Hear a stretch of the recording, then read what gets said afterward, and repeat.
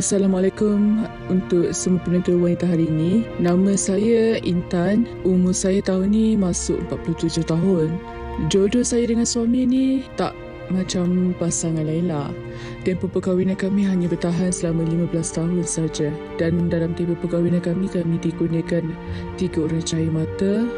Dan yang paling sulung tu umur 12 tahun. Sebelum berkahwin, saya ada kerjaya saya sendiri. Semasa dia melafazkan cerai tu, dia ada kata dekat saya yang dia akan pastikan yang saya takkan dapat apa-apa tuntutan dan tak ada hak ke atas segala harta sepanjang perkahwinan kami sebab saya seorang suri rumah. Padahal masa awal perkahwinan tu, saya lah yang banyak bantu dari segi kewangan. Hasil simpanan semasa saya bekerja pun habis digunakan. Saya dihalau keluar dari rumah bersama dengan anak-anak saya dan kini saya pulang ke rumah orang tua saya di kampung. Saya sampai sekarang tertekan memikirkan nasib saya dengan anak-anak. Saya nak minta penjelasan dari Tuan Peguam. Betul ke saya tak boleh tuntut apa-apa dari harta suami saya ni? Lepas tu macam mana cara dan apa hak yang saya boleh tuntut bagi keadilan buat saya ni? Satu pengakuan yang cukup menarik situasinya, yang saya kira mungkin ada di kalangan mereka, khususnya wanita di luar sana yang menghadapi situasi seperti ini. Kalau boleh mungkin kita imbas sebesikitlah mungkin apa dia punya kuncinya kepada pengakuan beliau tadi. Telah berkahwin 15 tahun, ada anak dan kemudian ingin diceraikan, dan semasa awalnya mereka kedua-dua berkerjaya dan isteri juga banyak membantu dalam membangunkan ekonomi keluarga dan sebagainya.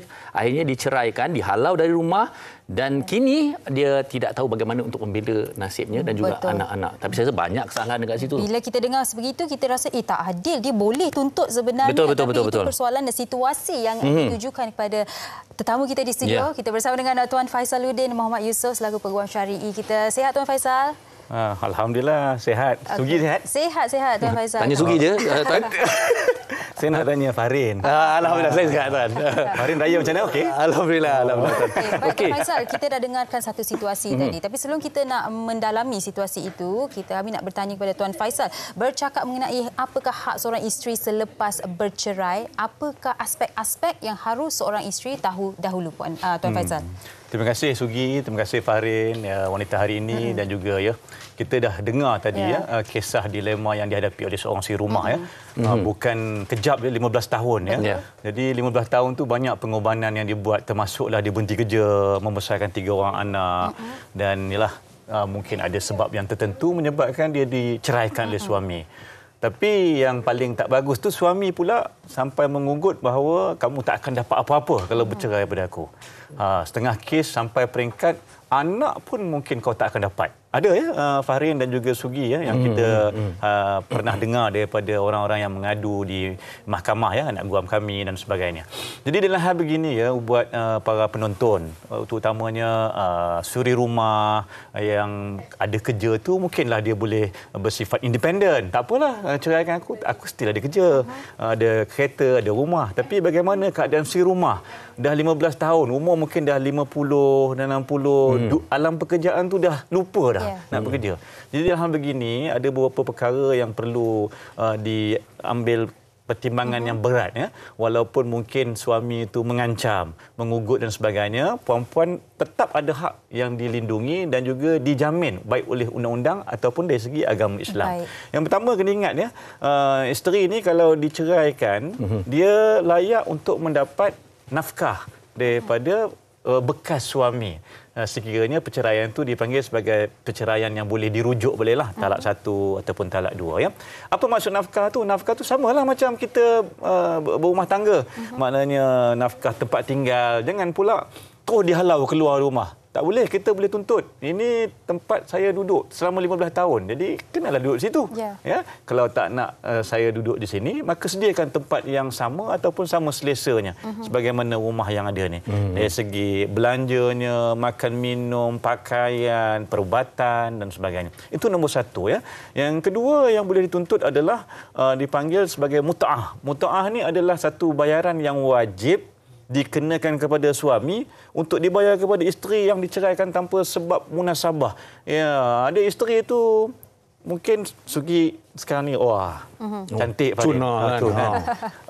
Single lagi ni. Saya tak ada kata mungkin Sugi boleh kekalkan ni sampai umur 50 60. Tetapi ada setengah isteri itu mungkin setelah 3 orang anak dan sebagainya, ialah dia badan mungkin tak menjaga, tak sempat nak bersolek. Kadang bukan salah dia pun. Situasi yang berlaku. Tak munasabah tu.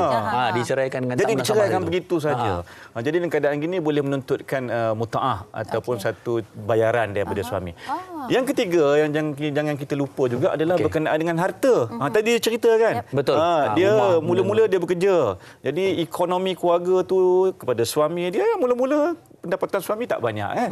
Jadi mungkin dah lama tu dah okey, tapi untuk beli rumah mungkin dia keluarkan deposit, untuk beli kereta mungkin dia bagi duit minyak dan sebagainya, rumah mungkin ada kabinet dan sebagainya. Even kalau dia tak keluarkan duit sekalipun, isteri itu menjaga harta benda suami itu sepanjang suami bekerja dengan selesa, tak benarkan orang lain masuk, jaga cantik, kemas, sampah sarap isteri buangkan. Itu juga merupakan sumbangan. Boleh tuntut sebagai harta pencarian. Itu perkara ketiga. Yang keempat, kena ingat adalah kalaulah waktu berkahwin itu suami-suami ini ada terhutang dari segi nafkah dan sebagainya, jangan lupa tuntut juga ya.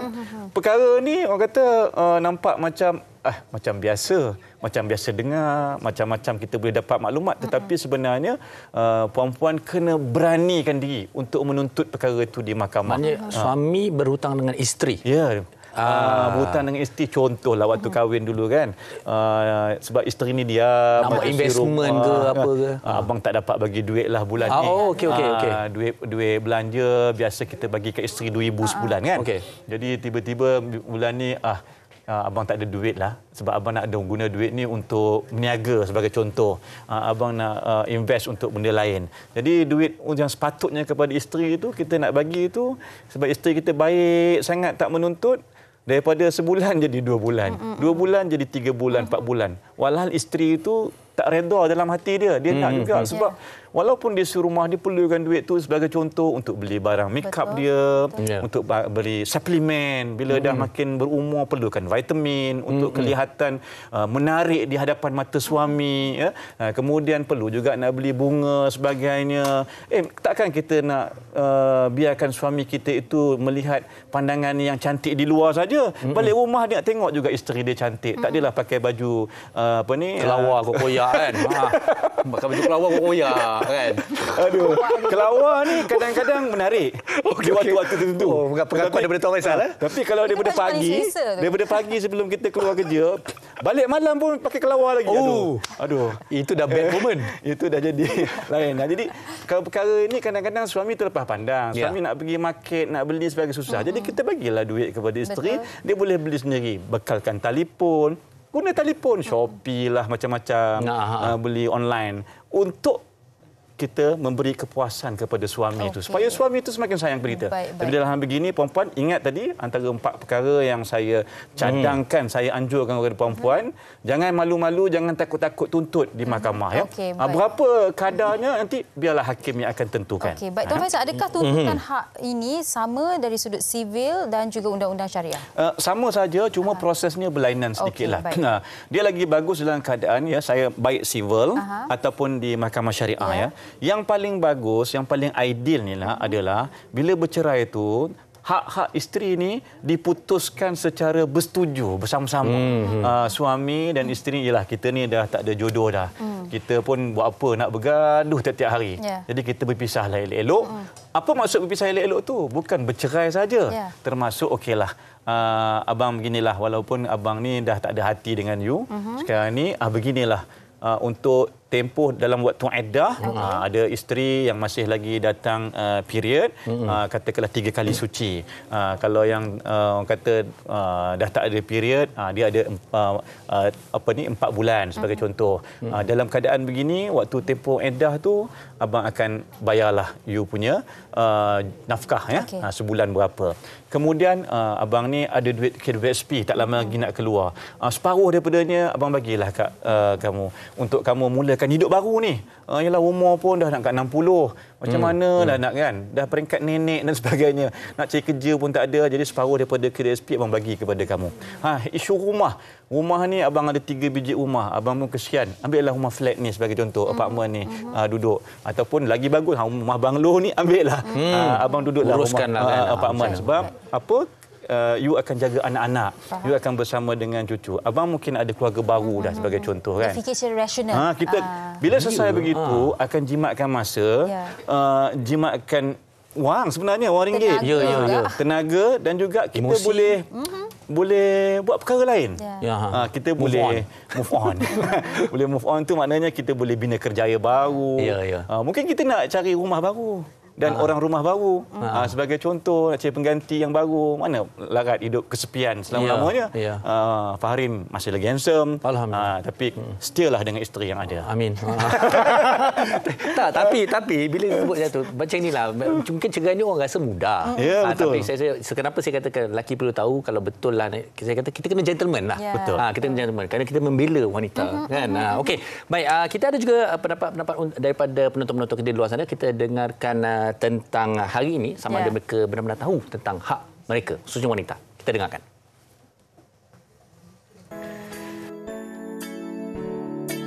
So, apa antara dia? Antaranya ialah hak penjagaan anak, harta sekretariat. Sudah. Saya tak tahu sebenarnya. Saya tak kahwin lagi. Apa yang saya tahu, hak wanita selepas bercerai ialah kita boleh tuntut harta sepencarian, iaitu harta sepanjang perkahwinan kita lah dengan bekas suami. Dan yang kedua tu hak hadanah terhadap anak-anak. Saya maklum kalau anak-anak yang bawah 12 tahun, biasanya hak tu adalah tak atas ibu lah. Tapi peluang tu kita kena cuba sebab kadang ada juga pihak suami, bekas suami berebut hak hadanah tu. Ada lagi tak? Itu saja. Okey. Baik Faharin dan Tuan Faisal, kalau kita dengarkan apa yang dikongsikan tadi, rata-ratanya tidak mengetahui apakah sebenarnya hak mereka. Mungkin mereka tahulah dari sudut sedikitlah dia tahu nafkah anak dan sebagainya. Dan mungkin juga sebab mereka ini tidak berada dalam situasi itu. Biasanya kita sendiri kalau dalam situasi itu baru kita nak tahu apakah yang harus dilakukan, betul? Ataupun mungkin dia tak menonton wanita hari ini bersama dengan Tuan Faisal. Jadi hari ini kami kongsikan bersama dengan anda, dipastikan anda mengetahuinya dan memahaminya sedikit sekurang-kurangnya. Okey, baik. Kabarnya banyak komen di Facebook. Terima kasih banyak dan kami cuba keutarakanlah kepada Tuan Faisal. Okey, antaranya ini soalan daripada seorang lelaki. Okey, Cik Hairi A ni. Assalamualaikum Tuan, panel, Sugi dan juga Faharin. Okey, nak tanya, ini menarik juga ni. Jika sesuatu perceraian berlaku, adakah harta di bawah nama isteri juga dikira sebagai harta sepencarian? Macam mana? Cantik ya. Sama dengan respon tadi dia berkenaan dengan harta sepencarian. Sebenarnya harta sepencarian ni adalah definisi dia. Harta yang diperolehi bersama oleh suami isteri itu dalam tempoh perkahwinan.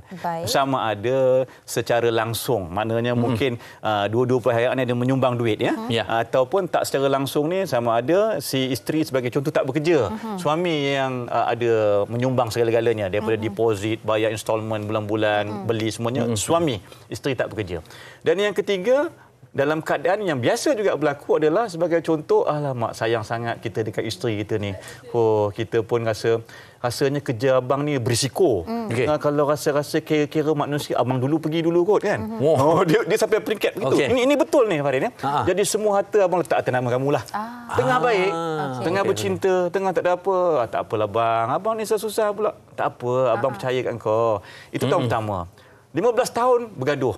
Rupa-rupanya dia baru sedar bila dah cerai tu, alamak, semua kata rumah-rumah, tanah atas nama bekas isteri lah. Aku jadi papa kedana ni. Bahasa kita lah, bahasa pasar. Macam mana nak buat ni? Sebenarnya Faharin boleh tuntut ya. Walaupun kita ni adalah suami, yang kita ni tak ada nama kita dalam geran tanah, dalam geran rumah, kita boleh tuntut. Okey. Boleh tuntut, failkan permohonan di mahkamah dengan syarat bawa bukti apa sumbangan kita. Faham.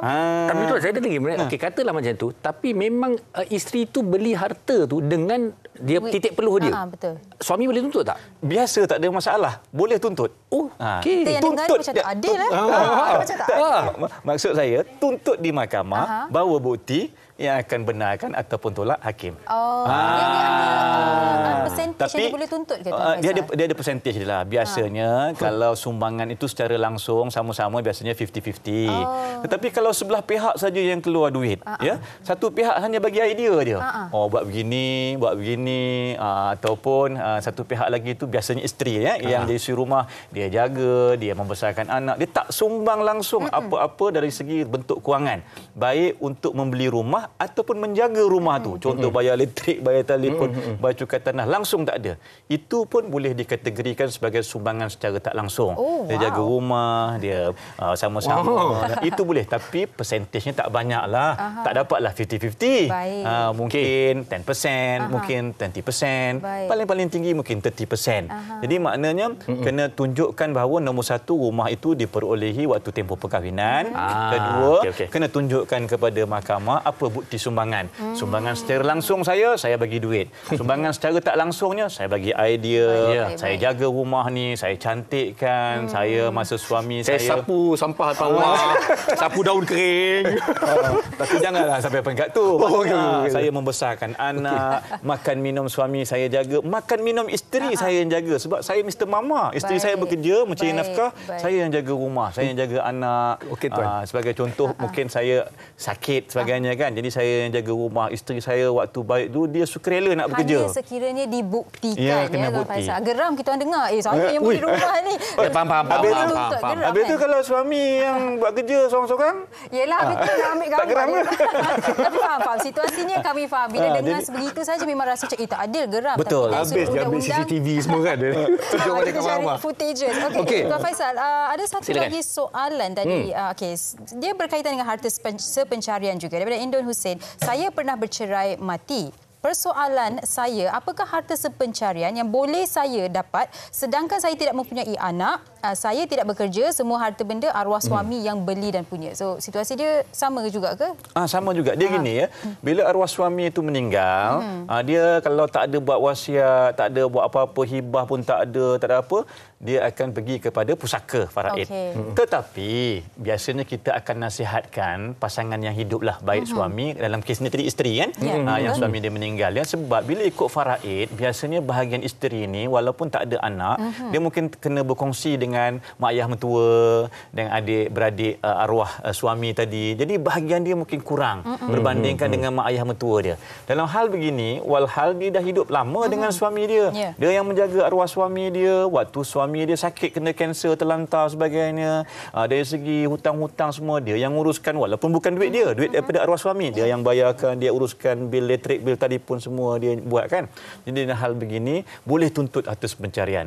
Sebab kalau tak tuntut harta pencarian tu, jadi jumlah yang dia akan dapat tu ikut bahagian pusaka lah, faraid saja.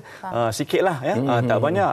Jadi saya nasihatkan kepada puan tadi, walaupun arwah suami dah meninggal, boleh tuntut. Tetapi kena buktikanlah betul-betul harta itu adalah harta suami. Yang kedua, harta itu diperolehi dalam tempoh perkahwinan bersama. Bukan harta tu mungkin harta yang dia dapat contoh pusaka kan. Jadi itu dah ada isu lain. Boleh tuntut, tetapi ada banyak pula isu nanti mungkin bergaduh pula dengan mak ayah mentua, bergaduh pula dengan ipar dua. Jadi kita nak elakkan perkara lebih itu. Cuma kebajikan arwah punya isteri tadi perlu ada jaga. Sebab dia dah tak ada apa pendapatan. Takkan nak keluar daripada rumah. Rumah tu pula atas nama arwah suami. Jadi takkan dia nak berkongsi pula dengan ramai nama-nama yang akan mewarisi yang lain, adik-beradik arwah mak ayah mentua. Kalau mak ayah mentua, adik-beradik arwah ni yang faham, yang tak ada masalah, dia kata tak apalah, ini kau punya, kau bekas isteri, kau ni adik kami. Adik kami, walaupun adik kami yang sebenar dah meninggal, tak ada anak, tapi kau tetap adik kami. Tak apalah, kami pun dah ada rumah masing-masing. Atau dapat begitu, alhamdulillah, Farin. Tapi banyak juga kes yang mana bila waktu hidupnya baik, tapi bila meninggal salah seorang yang ada harta banyak, kadang-kadang kita diuji dengan duit dan harta tu. Boleh bergaduh. Banyak yang kami lihat di mahkamah. Jadi itulah antara perkara yang saya boleh respon tadi dah. Apa bayangkanlah, saya pun bila berbincang ni pun saya fikir banyak soalan kasi ini kan lagi dalam Facebook ni. Okey. Tapi antaralah soalan-soalan yang saya cubalah bagi mana yang saya rasa perlu tahu dulu. Okey, sebagai contoh nak bercerai. Tapi suami ni sendiri pun sebenarnya tak ada apa-apa yang nak diminta oleh si isteri ni. Jadi apa pula hak isteri itu? Apa pula tuntutan yang boleh dibuat sedangkan suami saya nak ceraikan awak tapi saya tak ada apa, saya tak mampu. Dia macam mana ni? Betul. Dalam keadaan begini memang ada. Dahlah, ialah macam orang kata jatuh di tepi rumah tangga kan. Suami kita tu dahlah tak ada kerja. Harta pun tak ada. Kebetulan mungkin dia tu pun bankrupt statusnya. Okey. Jadi kita nak buat apa-apa pun tak boleh. Jadi dalam hal begini, mungkin dari segi harta pencerian kita tak boleh nak tuntutlah sebab tak ada harta. Yang keduanya isu nafkah. Apatah lagi kalau kita ada anak ni, ada anak bersama dengan bekas suami, walaupun bekas suami itu dah memang jatuh peringkat dia memang tak mampu langsung ataupun dia langsung tak berkeupayaan untuk memberi nafkah dan sebagainya, maka kena ingat adik-beradik suami tadi, mak ayah suami itu jangan lepas tangan. Ni ada cucu ni, ada ni. Jadi kita boleh menuntut kepada pihak mereka untuk bayar nafkah kepada anak kita ni. Sebab anak kita ni tak terputus hubungan dengan mereka tu. Jadi dari segi undang-undang dan dari segi hukum boleh tuntut di mahkamah syariah sebab kenapa? Ayah kandung tidak berkemampuan. Mungkin dia dah sakit, dia dah terlantar, tak boleh buat apa-apa. Mungkin dia langsung tak berkemampuan untuk bekerja. Mungkin ada masalah mental, adalah hilang kerja dan sebagainya. Dah depres sangat, dia masalah mental, bercakap seorang-seorang. Kan? Jadi kita nak tunggu dia pulih tu tak tahu bila. Tapi hari-hari kita nak makan. Anak kita nak beli pampers, nak beli susu. Maka boleh buat tuntutan kepada adik-beradik, kepada bekas suami kita tadi. Dan juga mak ayah mertua kita. Kalau dah tak ada juga, memang dah tak ada, mak ayah mertua dah meninggal, adik-beradik bekas suami pun tak ada, dah meninggal, kita dah cari-cari tak ada, maka jangan risau. Dalam negara kita ni kita ada institusi-institusi baik di peringkat negeri atau persekutuan yang menjaga kebajikan golongan sebegini ni, golongan miskin. Kita ada Baitul Mal, kita ada Kementerian Wanita dan Kebajikan Masyarakat, kita ada macam-macam. Mengadu kepada pihak berkuasa, bawalah dokumen yang sepatutnya, beranak-anak, rumah sewa dan sebagainya. InsyaAllah dari segi orang kata asasi itu, insyaAllah pihak kerajaan dan juga pihak yang berkewajipan akan jaga. Cuma untuk lebih cantik, nak beli baju cantik begini, kena usahalah sikit. Walaupun kita ni tak pernah bekerja, tapi orang luar yang tak ada apa-apa datang ke sini boleh hidup. Takkan kita yang memang lahir di sini, membesar di sini, cuma mungkin faktor umur. Kita dah berusia, maka kita buatlah kerja yang ikut kemampuan kita. InsyaAllah rezeki itu dijamin oleh Allah SWT. Baik, Tuan Faisal, pelbagai situasi dan soalan ditujukan di Facebook, tetapi masa mencemburui kita. Tapi mungkin di hujung ini Tuan Faisal boleh berikan sedikit kata-kata semangat pada para suri rumah ataupun siapa yang sedang berada dalam situasi ini supaya mereka boleh bangkit untuk menghadapi situasi dan buat apa yang harus dibuat supaya mereka dapatkan hak. Dalam seminit dua ni, Tuan, kalau kata suami kita nak bersetuju untuk bercerai, apa yang mereka perlu minta? Senang situ. Kalau suami memang nak ceraikan, setuju cerai, nombor satu, jangan lupa, jangan kisah nak cerai itu saja. Jangan kisah meluat nak tengok dah. Tapi kena fikirkan juga apa yang bakal berlaku selepas kita bercerai itu.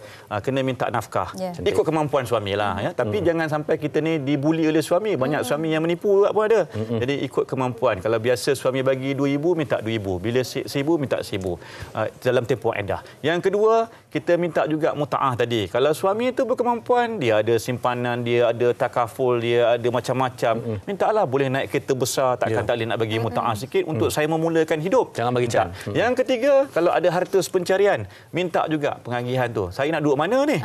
Kereta, takkan saya nak naik motor, saya tak pandai naik kereta. Bagilah saya kereta, paling tidak kereta-kereta kecil pun tak apa untuk bawa anak sebagainya.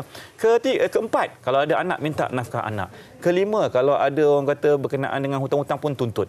Kalau perkara ini tidak dapat diselesaikan dalam meja rundingan, tuntutlah di mahkamah. Jangan buang masa, buat tuntutan di mahkamah, dapatkan nasihat daripada peguam yang bertauliah ataupun mereka yang boleh memberi bantuan seperti Biro Bantuan Guaman yang ada di dalam majlis peguam ataupun majlis peguam syariah ataupun di bawah majlis-majlis agama Islam negeri. Dapatkan nasihat daripada mereka.